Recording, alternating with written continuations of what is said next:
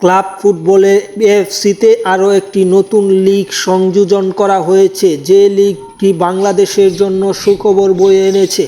আগে ছিল AFC champions league এবং এএফসি কাপ, যেখানে এএফসি চ্যাম্পিয়ন্স লিগের প্রাথমিক পর্বে খেলেছিল বসুন্ধরা কিংস। পাশাপাশি এএফসি কাপে প্রতিবারই বাংলাদেশের টানা একটা দল প্রতিনিধিত্ব করছে। এবার নতুন লিগ সেটি হচ্ছে এএফসি চ্যালেঞ্জ লিগ।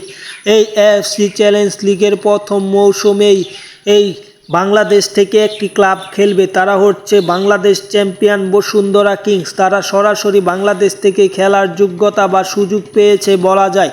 বাংলাদেশের এই ক্লাবটি অত্যন্ত সুন্দরভাবে এই চ্যালেঞ্জ লিগে ভালো করবে বলে সকলের বিশ্বাস। পাশাপাশি এই চ্যালেঞ্জ লিগের জন্য আরও অনেক বড় বড় ক্লাব আছে, ভারতের মোহনবাগান, তারপর ওড়িশার মতো ক্লাবও আছে। বাংলাদেশের আরও কোনো ক্লাব সুযোগ পায় নাকি তা পরবর্তীতে জানানো হবে, তাই চ্যানেলটি সাবস্ক্রাইব করে রাখতে পারেন।